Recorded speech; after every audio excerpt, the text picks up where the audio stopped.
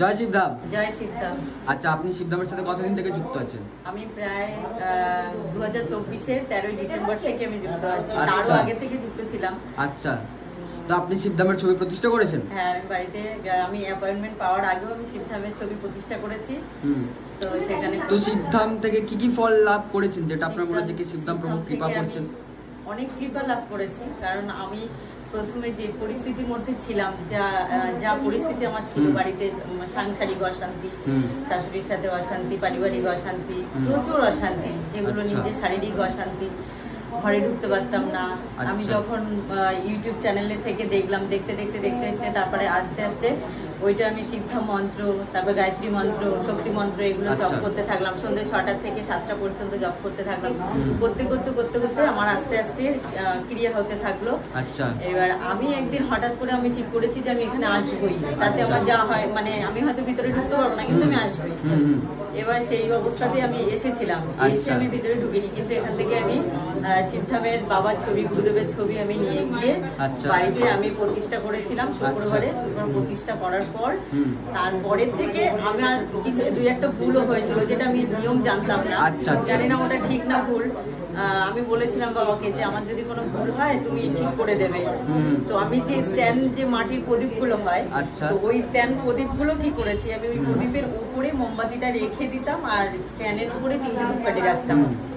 এবার তখন দেখলাম, প্রথম দিন দেখলাম যে স্ট্যান্ড থেকে না, মানে প্রদীপটা আস্তে করে নিচে যেমন কেউ বসিয়ে দিলে বসে যায়, তো সেরকম বসে গেছে। এবার আমি ওকে বললাম, আমার হাজবেন্ডকে বললাম যে কি হলো, এরকম হলো কেন, আমাদের এরকম কোথাও এখানে ইঁদুর নেই, কিছু নেই, মানুষ কে কি সরালো। ঠিক আছে, পরের দিন বলছে তুমি কি আবার, মানে বলতে চাচ্ছে এরকম, আবার তুমি কি কিছু ভেবে ফেলছো নাকি। তো আমি আবার দেখলাম পরের দিন সেম একই কেস, মানে এখান থেকে সেই প্রদীপের উপরেই আমি মোমবাতিটা দিয়েছি, তো ওখান থেকে প্রদীপটা সরে গিয়ে আরো দূরে কিছুটা যেমন বসানো, ঠিক সেমন বসানোই আছে।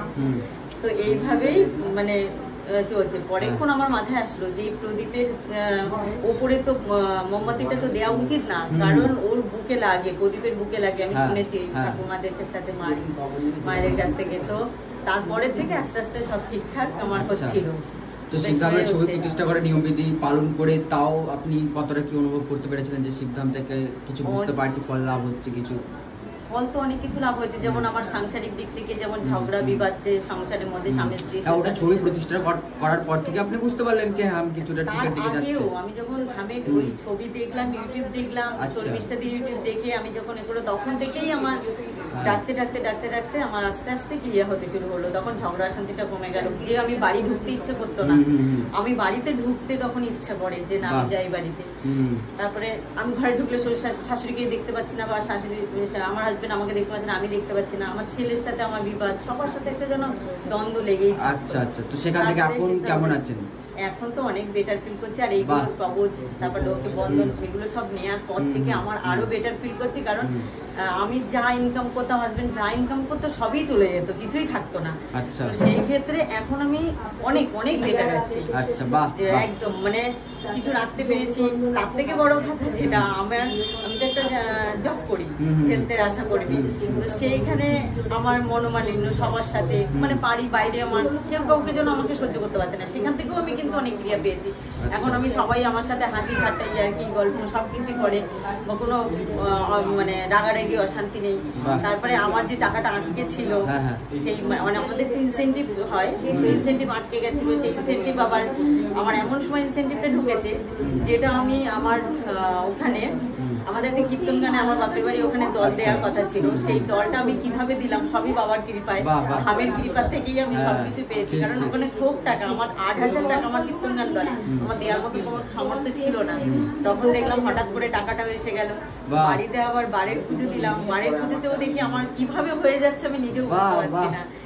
তো আপনি যে শিবধামে এসেছিলেন অ্যাপয়েন্টমেন্ট নিয়ে, বা আজকেও অ্যাপয়েন্টমেন্ট নিয়ে এসেছেন শিবধামে, তো তার জন্য কি কোনো রকম টাকা পয়সা নেওয়া হয়েছিল শিবধামের তরফ থেকে, বা ভিজিটিং চার্জেস, কনসালটেশন চার্জেস, আপনার যে ক্রিয়া হয়েছিল তার জন্য কোনো রকম টাকা পয়সা? নেওয়া হয়েছিল কি সিদ্ধান্তের তরফ থেকে? এবং হচ্ছে সিদ্ধান্ত থেকে তো সমস্যার কথা আগে থেকে বলে দেওয়া হয় এবং হচ্ছে তার উপায় কি কি করতে হবে সেটাও বলে দেওয়া হয়, তো সেই সব নেওয়ার জন্য কি খুব জবরদস্তি করা হয়েছিল? না না, এখানে আমি একটা কথা বলবো, এখানে কেউ জবরদস্তি করেও না। এবার কালকে আমি একটা জিনিস দেখেছি, ইউটিউবে একজন লিখেছেন, খুব উল্টো পাল্টা কথা লিখেছেন যে এখানে যারা এখানে যা হচ্ছে ভণ্ডামি হচ্ছে, তার পরিপ্রেক্ষিতে আমি একটা কথা লিখেছি, এখানে কোনো ভণ্ডামি হয় না। আর আমি তুই করেই তাকে সম্বর্ধনা করেছি, তুই যেটা ভাবছিস সেটা না, সাধারণ মানুষের জন্য তুই এটা করতে পারিস না, সাধারণ মানুষের। তাহলে যারা বলছে যে সিদ্ধামে গেলে নাকি সাধারণ মানুষের কাছ থেকে টাকা পয়সা লুটে নেওয়া হচ্ছে, সিদ্ধাম লুটে নিচ্ছে, ভক্তদের কাছ থেকে লুটে নিচ্ছে, তো তাদেরকে কি বলবো? একদম, তাদেরকে আমি একটাই কথা বলবো, নিজে আসুক, এখানে জানার চেষ্টা করুক, দেখার চেষ্টা করুক, বা নিজে বোঝার চেষ্টা করুক যে এখান থেকে সিদ্ধাম থেকে কেউ কিছু নেয় কি নেয় না। এবং এখানে সিদ্ধাম থেকে কোনো টাকা পয়সা নেওয়া হয় না, এবং এখান থেকে আমরা কৃপা পাই ফ্রিতেই। এখানে একটা চার্জেস করে দেয়, কিন্তু একটা নিয়ম বলে দেয়, সেই নিয়মটা যদি আমরা কেউ মানি সেটা আমাদের ব্যক্তিগত ব্যাপার, আমরা নিলাম না নিলাম সেটা আমাদের ব্যক্তিগত ব্যাপার। আমি যদি আমার নিজের ভালো চাই তাহলে আমি অবশ্যই নেব। আমি তো অনেক জায়গায় অনেক পয়সা আমরা খরচ করি, তো আমি এখানে যদি আমি এই ক্রিয়া করার জন্য বা আমার ভালোর জন্য আমি এইটুকু করতে পারবো না? আর যারা এইসব ভুল ধারণা নিয়ে রয়েছে, আমি মনে করি তাদের ভুল ধারণা পাশে রেখে সিদ্ধামে আসুক, আর এখান থেকে অনেক ক্রিয়া পাবে, তাদের সবার ভালো হবে। আর আমি এবং সবাইকেই বলে বেড়াই যে আমার হয়েছে তোমারই হোক, আমারও ভালো। জয় সিদ্ধাম। জয় সিদ্ধাম।